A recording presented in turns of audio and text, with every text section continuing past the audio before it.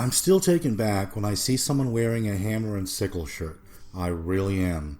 Maybe because it's that I've known lots of in real life people who've actually lived under communism, and I know what they think of it. My girlfriend when I worked in Germany in the late 80s was from the DDR. Her and her family were one of the few who managed to escape East Germany while the wall was still up. Something else that makes no sense to me is that 44% of millennials say they prefer to live in a socialist country over a capitalist one, and another 7% say the same about communism. Only 42% say they prefer a capitalist country like the US, and those stats are backed up by votes. In the primaries, more millennials voted for Bernie Sanders than Hillary and Donald Trump put together. What do you think about that when you hear it? Is that what was just the percentage? 40. about 44%? They favor we choose socialism as a socioeconomic system. Does that shock you, or does that make sense? No, it makes sense to me because I teach so many of these young kids, and what I find a little bit shocking how incapable they are surviving real world. They kind of live in their little bubble, and a lot of them, moms keep track of their exams and assignments. So it's a result of helicopter parenting, I think, that I see a big fault of nowadays parents being just too protective and not preparing them for real life. So, just, I don't know, acting around their kids like they are 5-year-olds when they are 20 or 25. And these kids, they just, a lot of them just completely detached from reality, I think, and they are not prepared to deal with any kind of emotional stress or anything like that. So they break down, like anything. It's like, I even make jokes in my class. I was like, everybody is offended by everything nowadays. I say, you can't even say anything. You can say Merry Christmas. You can say this. It's ridiculous. And I tell people, my relatives, died in Siberian camps. You think I care? You get offended by something I say? Just to me, it's ridiculous. But it's true. A lot of them are just so fragile and they can't handle any real life serious situations, I think. So I am not surprised by the fact that they favor socialism, because they think, since they are not capable of dealing with anything, they just think of someone else should take care of their problem. So those stats about millennials and it being Christmas reminded me of a Christmas story, a communist Christmas story. And the story begins with a question. What in 1989 brought an entire nation of people to their breaking point, so they'd willingly face mortal danger and revolt against a powerful and unforgiving force, and eventually shoot the leader of their country and his wife dead on Christmas Day? What can drive people to do that? Well, the same socioeconomic system 44% of millennials think is a better alternative to our relatively free market. Nicolae Ceausescu came to power in Romania with big applause. He was the son of a peasant who defied a superpower. And though Romania was a Warsaw Pact country, he opposed and refused to participate in the Soviet invasion of Czechoslovakia, and nationalistic Romanians loved it. Răspunderea trupelor celor 5 țări socialiste în Ceoslovacia constituie o mare greșeală, o primejdie gravă pentru pacea în Europa, pentru soarta socialismului în lume.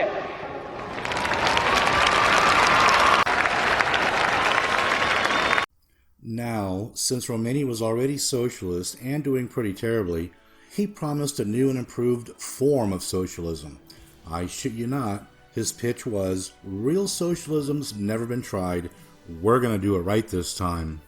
FYI, I use communism and socialism interchangeably because Marx and Engels did, and because most of society seems to. For example, we call the USSR communist, but they call themselves socialists. I just look at it like communism is a left utopian fantasy, socialism is the means of achieving it. So needless to say, Ceausescu's new socialism didn't work either, even though he did fulfill his promise that everyone would have jobs. I guess just giving everyone money doesn't increase the resources. Who knew? So meet the new boss, same as the old boss. His policies like borrowing a bunch of cash he couldn't pay back to create infrastructure jobs and centralizing agriculture failed. He did things like appropriating the property of small peasant farmers in favor of collectivized farms, and put the peasant farmers to work in factories. But those peasant farms had been really productive. Although peasant-owned farms comprised of only 12% of the arable land, they had produced 50% of Romania's milk, meat, fruit, and veggies. Due to dwindling productivity and choking on debt, severe food shortages and rationing followed, of pretty much everything, including heating oil and electricity.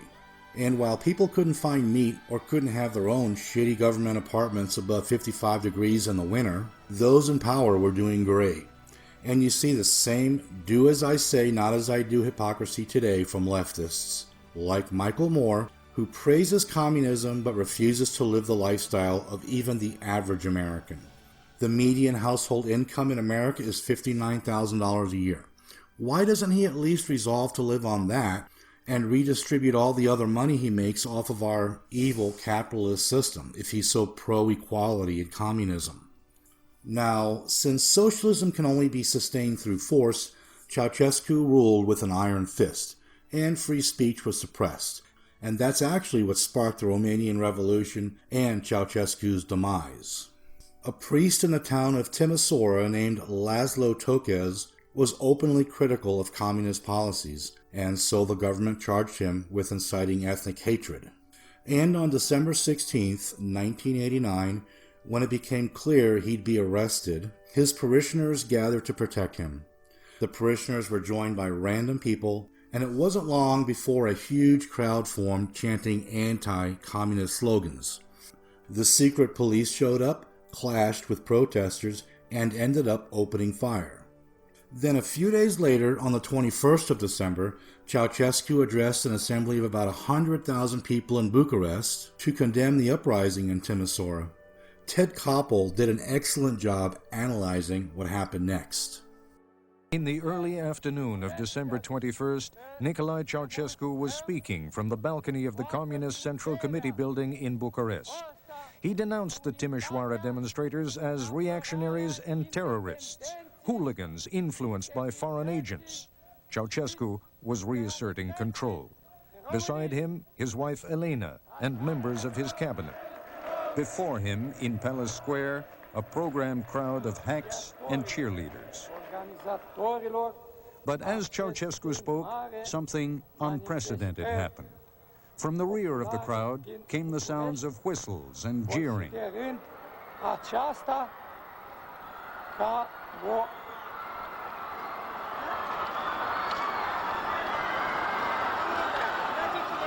As an aide urgently warned Vin Insediu, they're coming inside, Ceausescu did something he'd never publicly done before.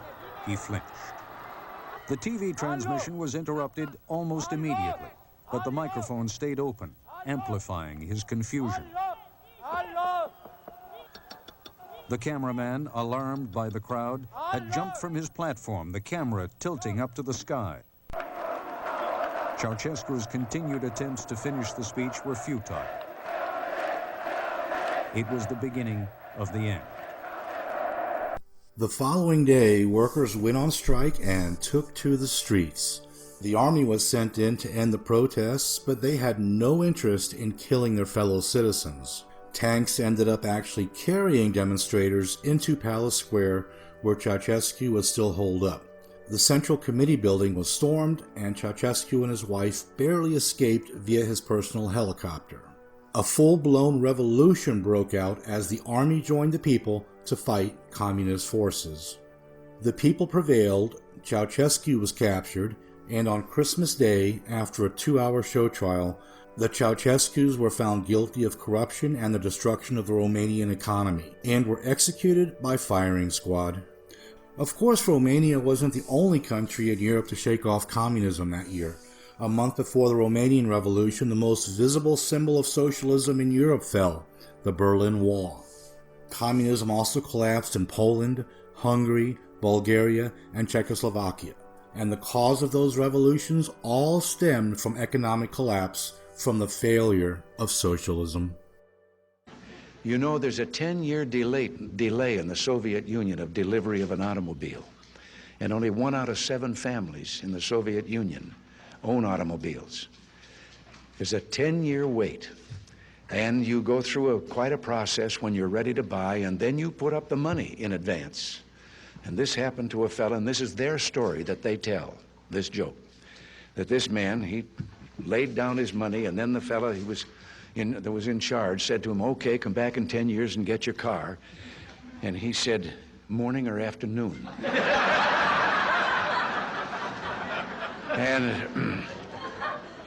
And the fellow behind the counter said, well, 10 years from now, what difference does it make? And he said, well, the plumber's coming in the morning. So considering that socialism has been tried in 33 countries and failed in 33 countries, you'd think dismissing socialism as a viable socioeconomic model would be a no-brainer. But it's not. And the reason it's not is because misconceptions about socialism and capitalism are relentlessly preached by leftists, especially in universities where there are no shortages of Marxist professors. One misconception that's rampant is that Nordic countries like Denmark are proof that democratic socialism works. When I talk about democratic socialism, I'm not looking at Venezuela, I'm not looking at Cuba, I'm looking at countries like Denmark and Sweden. Nordic countries like Denmark are not examples of democratic or any type of socialism. Denmark is a capitalist country with an expanded welfare state paid for by oppressively high taxes. The Prime Minister of Denmark made that clear when he spoke at Harvard School of Government in 2015. He said, I have absolutely no wish to interfere in the presidential debate in the U.S., but I know that some people in the U.S. associate the Nordic model with some sort of socialism. Therefore, I would like to make one thing clear. Denmark is far from a socialist planned economy. Denmark is a market economy. Now, just because Denmark's not an example of democratic socialism doesn't mean Bernie Sanders isn't really a socialist. It means he's either ignorant or deceptive because in 2011 he said, these days the American dream is more apt to be realized in South America, in places such as Venezuela, where incomes are actually more equal today than they are in America. And then he called America a banana republic. So he praised radical communists for replacing crony mercantilism with socialism when it should have been replaced with a freer market. That's like when your house is on fire trying to put it out with gasoline instead of water. You don't end corruption in government by increasing the size and power of the government, but by decreasing it. And that goes for the US and all its crony capitalism as well. If you look at the website of the Democratic Socialists of America, it says, we believe the workers and consumers that are affected by economic institutions should own and control them. Social ownership can take many forms, as in worker-owned cooperatives or publicly owned enterprises managed by worker and consumer representatives. And while a large concentration of capital and industry like energy and steel may necessitate state ownership, many consumer goods and industries might be best run as cooperatives. This is saying the workers should own the means of production. So, at its core, democratic socialism doesn't differ in any way from traditional socialism. Even though every democratic socialist will point to failed socialist states and say that's not the type of socialism they want, there is no fundamental difference between democratic socialism and traditional socialism. If you look at the Soviet Constitution of 1936, it shows what Lenin was trying to create. Article 1, Section 1 states, the Union of the Soviet Socialist Republic is a socialist state of workers and peasants. Then in Section 10, I think it's 10, my note-taking is kind of shitty sometimes, but that section says, socialist property in the USSR exists either in the form of state property, the possession of the whole people, or in the form of cooperative or collective farm property, property of the collective farm or property of the collective association. Now, how does that differ from what democratic socialists advocate for? which is either the ownership by government of the large means of production or the collective ownership of smaller industries by workers and consumers.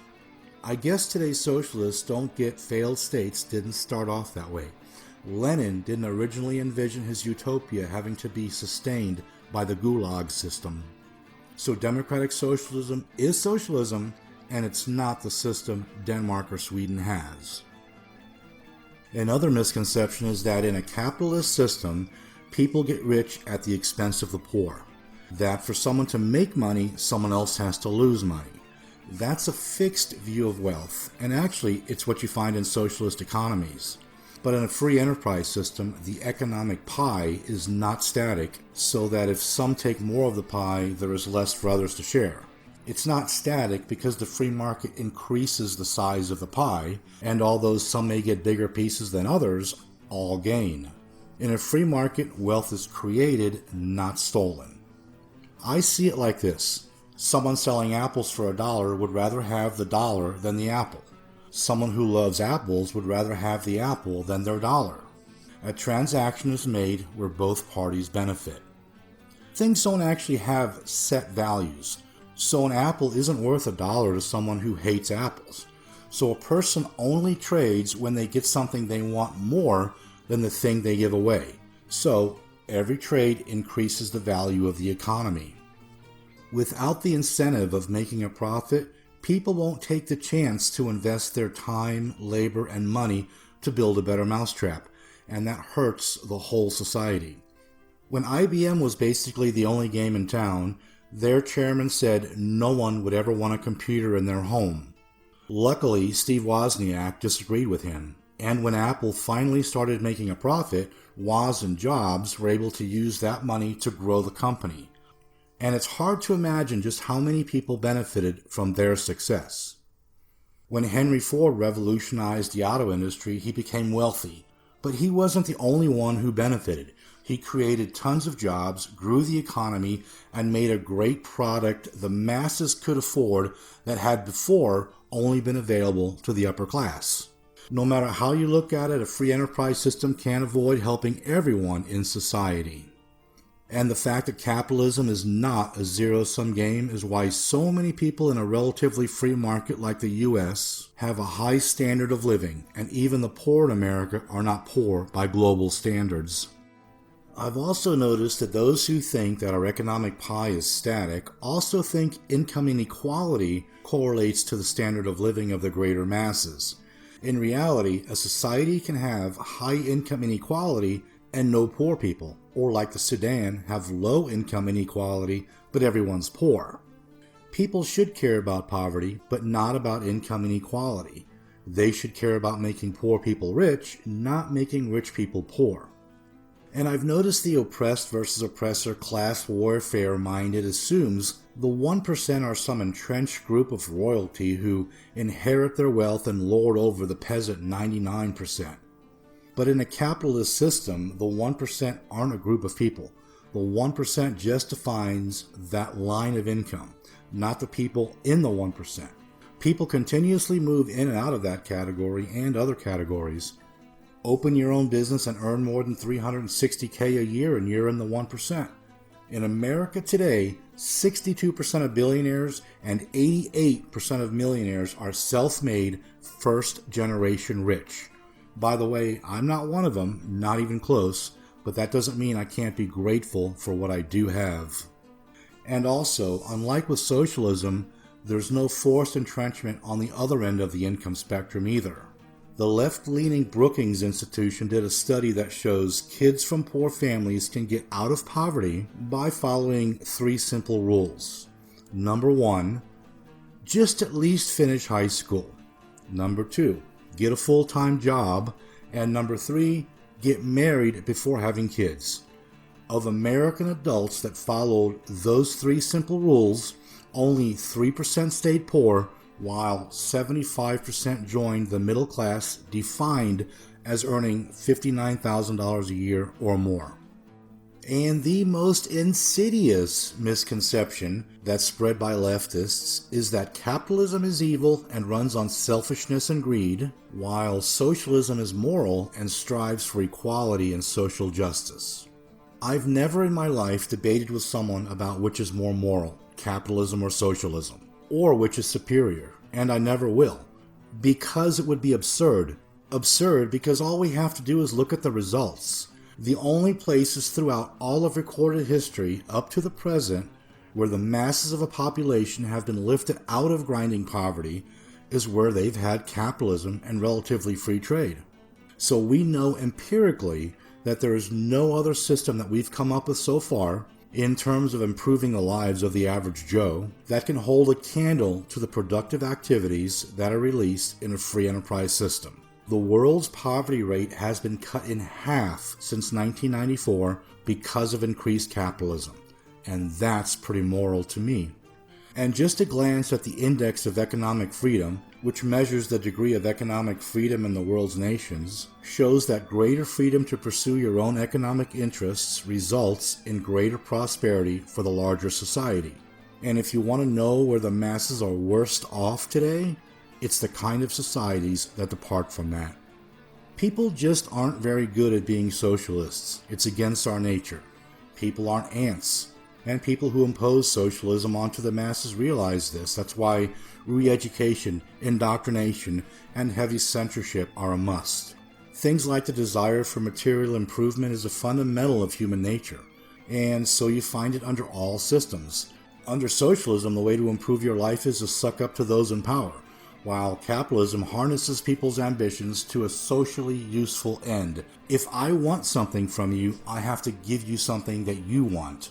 Also, there's nothing moral or fair about forcing people to be equal, about making people who contribute the most to society work the hardest and provide the most ingenuity equal to those who contribute the least and hardly work at all. Socialism wipes out the merit-based system and replaces it with their fundamental principle, equality of outcome. And that suppresses and disincentivizes innovation and keeps the best and brightest down to the level of the lowest common denominator. And that creates societal and cultural stagnation. Nobel Prize-winning economist Milton Friedman said, "Any society that puts equality before freedom will end up with neither. But a society that puts freedom first, as a happy byproduct, will end up with both greater freedom and greater equality." And that's the elephant in the room, isn't it? Socialism is incompatible with freedom, with our Constitution, with individualism, with the concept of the inherent value of the individual, with the Enlightenment principles our civilization was founded on. Everything about the Enlightenment is raising the individual above the state. Socialism raises the state, the group, the collective above the individual. The core belief of the leftist is there is this utopia, this golden future, and if we can just get enough power and enough money, we can reach it. The leftists' vision of the future becomes all that matters and causes them to be alienated from their country. Since their country is not their utopian future, they not only have no allegiance to it, they hate it and want to dismantle it to its core. Now, the reason I said the misconception that socialism is moral and capitalism is immoral is the most insidious is because that idea is what converts people. People don't care about economic graphs or formulas. They care about what's moral, what's right, what's fair. Throughout human history, very few people have lived in freedom. Freedom is rare. The normal condition of man is tyranny and misery. And if we don't watch out, we will revert to that. We have now to start a new life. This is it. A much better life. We have all hopes. We are full of hopes. Full of hopes to restart our economy, to have a better future for our children. It has affected you very deeply. Yeah. What I see. I don't want to see something like that in all my life. We were obliged obliged. This party was a ghost party. Ghost, phantom, a ghost party. Ghost party. Ghost party. The members were ghost members. The program was a ghost program. Nobody believes in Communist Party. Here. Here. Nobody. And we were 23 millions of dissidents deeply in our hearts. But where we were obliged to silence.